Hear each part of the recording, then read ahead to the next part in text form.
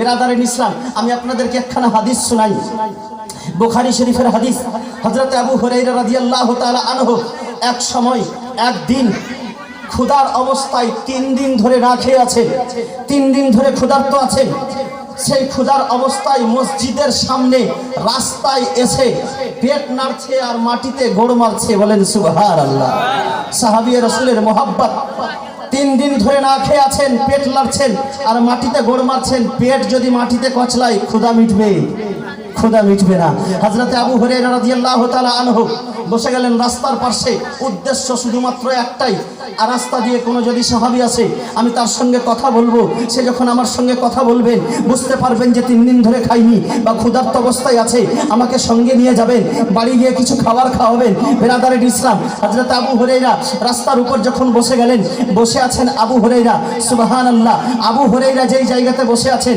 সেই রাস্তা দিয়ে চলে আসছেন হযরতে আবু বকর সিদ্দিক মোহাব্বতে বলেন সুবহানাল্লাহ হযরত আবু হুরায়রা মনে মনে আনন্দ হয়ে গেলেন সেই রাস্তা দিয়ে এই যেই রাস্তায় আমি বসে আছি সেই রাস্তায় সেই জন চলে আসছেন যিনি বেলালে হাবশিকে সেই উমাইয়ার বাড়ি থেকে কিনে নিয়েছে আজাদ করেছিলেন ওই আবু বকর সিদ্দিক চলে আসছেন যে আবু বকর সিদ্দিক নিজের নবীর পায়ের তলে নিজের সারা সম্পত্তিকে লুটিয়ে দিয়েছেন ওই আবু বকর সিদ্দিক চলে আসছেন যার সম্পর্কে আমার নবী ইরশাদ করেন আফজালুল বাশার বাদাল আম্বিয়া সমস্ত নবীদের পরে সবচেয়ে উত্তম পুরুষ হচ্ছেন আবু বকর সিদ্দিক সেই আবু বকর সিদ্দিক চলে আসছেন আমার হয়তো ক্ষুধা মিটে যাবে আমার হয়তো সেই ক্ষুধার্ত পেটে কিছু দানা পড়বে আমি হয়তো কিছু খেতে পাবো বিরাদারিন ইসলাম আবু বকর সিদ্দিক ছিলেন কি রকম আমার নবীর মতো আমার নবীর যে ব্যবহার আমার নবীর যে আচরণ আমার নবীর যে কর্তব্য ঠিক সেই রকম ভাবে ব্যবহার ছিল সাহাবায়ে কেরামের আমার নবী যখন রাস্তায় চলতেন তো নিচু মাথা করে চলতেন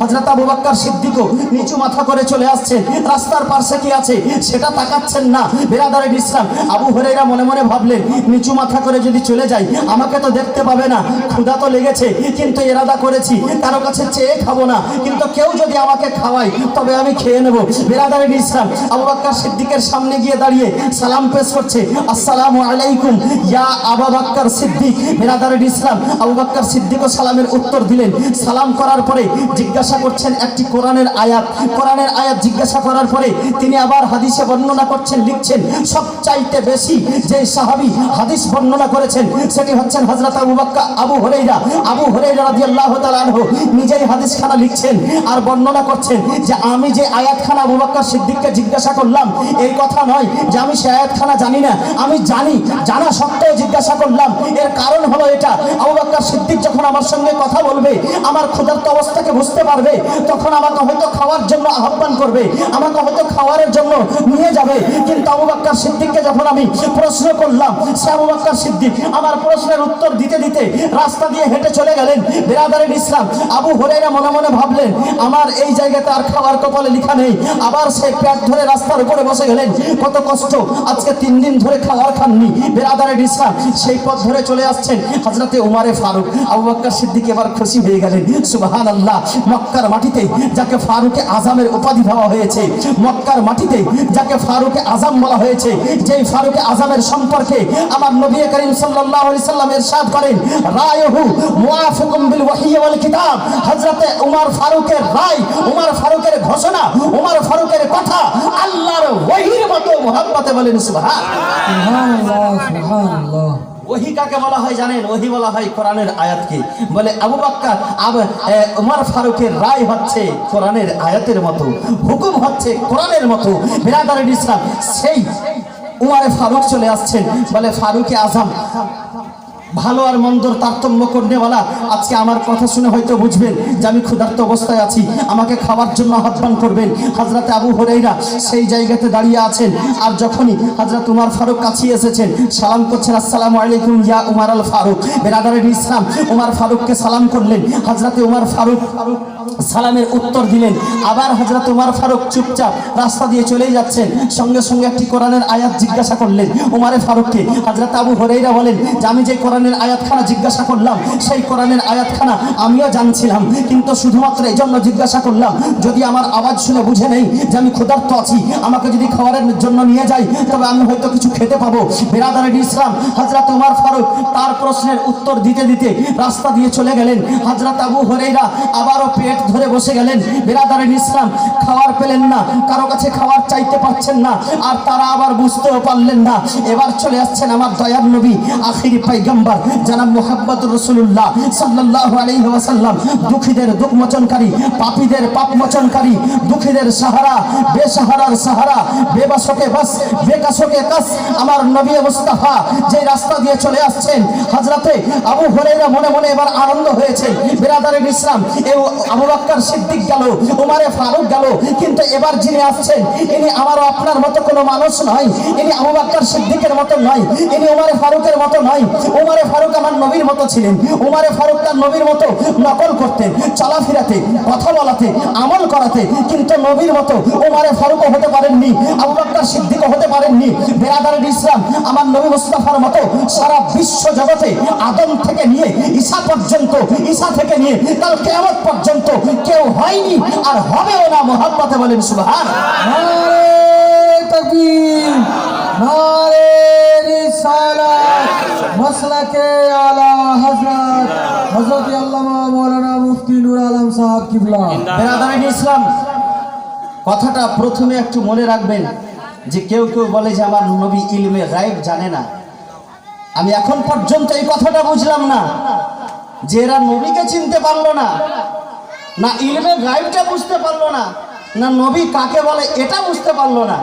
আরবিক ভাষায় নবী শব্দ, এটা হচ্ছে নবী হচ্ছে আরবিক ভাষা, এর একটা মানে আছে। এর মানে আছে অদৃশ্যর সংবাদদাতা, ভবিষ্যতের খবরদাতা, গায়েবের সংবাদদাতা। এর মানে হলো নবী মানেই হলো গায়েবের সংবাদদাতা।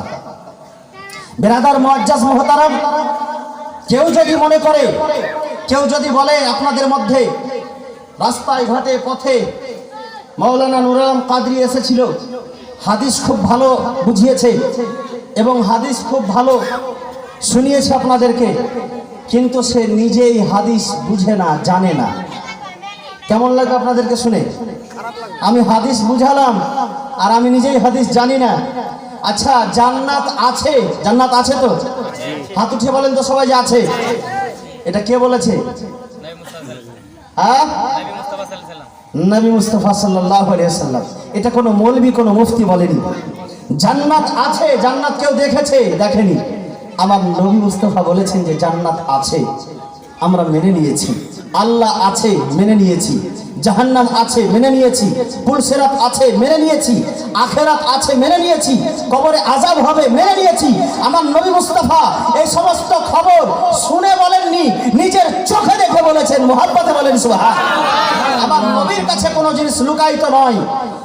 মদিনার মাটিতে বসে আমার নবী নিজে বলেন, যেমন আমি সামনে দেখি তেমন পিছনে দেখি, তেমন ডান দিকে দেখি তেমন বামে দেখি, তেমনি আরশে আযম দেখি, তেমনি ভূগর্ভের কর্দমাক্ত মাটিকে দেখি। মুহাম্মদে বলেন সুবহানাল্লাহ। বিরাদারিন মিল্লাত ইসলামিয়া, আমার নবী মুস্তাফা সাল্লাল্লাহু আলাইহি সাল্লাম গায়বের সংবাদদাতা নবী। রাস্তা দিয়ে চলে আসছেন। আবু হুরায়রা রাদিয়াল্লাহু তাআলা আনহু উৎফুল্ল মনে মনে ভাবছেন, এবার আমার নবী মুস্তাফা চলে আসছেন। আবু হুরায়রা সালাম পেশ করছেন, আসসালামু আলাইকা ইয়া রাসূলুল্লাহ। কি বলছেন? আসসালামু আলাইকা ইয়া রাসূলুল্লাহ।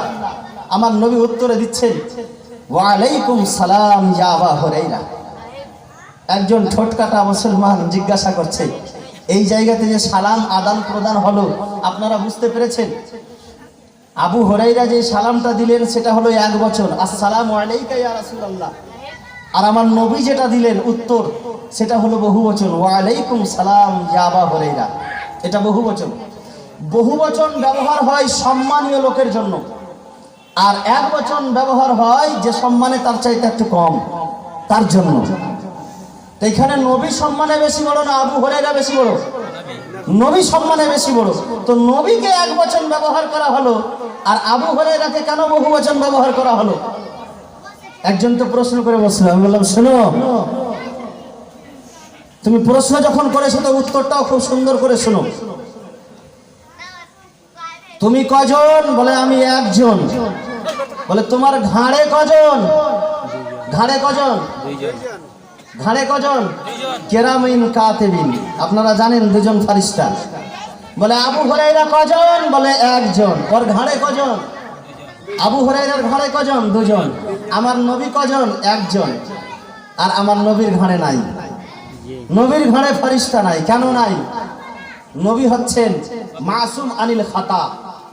মাসুম আনিল খাতা, নবী হচ্ছে মাসুম, যার কোনো ভুল হয় না, যার কোনো ত্রুটি হয় না, যার কোনো গুনাহ হয় না, যার দ্বারাই গুনার সম্ভব আছে, তার ঘাড়ে দুটো ফেরেশতা আছে। যার ভুলই নাই, তার কোনো হিসাব নাই, তার দ্বারাই শুধু নেকি হয়, গুনার কাজ কখনো হয় না। মহব্বতে বলেন সুবহানাল্লাহ। তার জন্য আবু হুরায়রা বললেন আসসালামু আলাইকা ইয়া রাসূলুল্লাহ, মানে শুধু নবীকেই দিলেন।